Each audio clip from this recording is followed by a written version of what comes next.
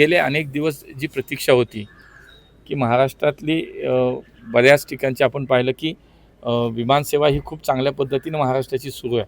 पण तो नवीन मुंबईचं जे आंतरराष्ट्रीय विमानतळ आहे ती सेवा कधी सुरू होणार ही एक प्रतीक्षा नक्कीच महाराष्ट्रातल्या नागरिकांना त्याची उत्सुकता होती. अखेर आज बेंगलोरनं पहिलं फ्लाईट नवी मुंबईला लँड होतं आणि पहिल्यांदा या नवी मुंबईच्या डॉमेस्टिक एअर सर्व्हिसला आज सुरुवात होती आहे.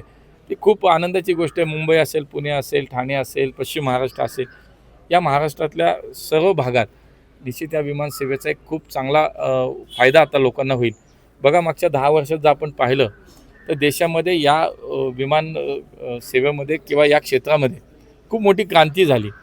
देशात 2014 पूर्वी केवळ 74 विमानतळ होते. आज आपण जर पाहिलं तर 163-64च्या जवळपास विमानतळ या देशात सुरू झाली आणि महाराष्ट्र त्याच्यात अग्रेसर आहे. आज महाराष्ट्रामध्ये देशातल्या कुठल्याही राज्यापेक्षा अधिक विमानतळ ऑपरेशनमध्ये 14 विमानतळ आपल्या राज्यामध्ये एका वेळेला आज कार्यरत आहेत. म्हणजे ही एक मला असं वाटतं की माननीय मोदीजींचं नेतृत्व असेल, माननीय देवेंद्रजींच्या नेतृत्वामधलं एक डबल इंजिनचं सरकार जे काम करतं ते निश्चितपणे आज लोकांना जे अपेक्षित आहे अशा पद्धतीनं काम करतं आहे. म्हणून एक मोठी उपलब्धी ही महाराष्ट्रातल्या जनतेसाठी नवी मुंबईचं विमानतळात सुरू झालं. पुण्यातला मोठा प्रवेश केलेला आहे. त्यावरती अजित पवारांनी नाराजी व्यक्त केली की बाबा तुम्ही जर आमच्या पक्षातले कार्यकर्ते घेत असाल तर पुढे आम्ही पण असंच करू, अशा प्रकारे त्यांनी नाही, मला असे कुठेही ते नाराज झाल्याचं माझ्या ऐकिवात नाही. माझं आणि त्यांच्यात खूप चांगला संवाद आहे. आमच्यासाठी राज्यामध्ये महायुतीचं सरकार काम करतं आहे. माननीय देवेंद्र असतील, एकनाथजी शिंदेसाहेब असतील, अजितदादा असतील, हे आम्हाला शेवटी तिघही नेते समान आहेत.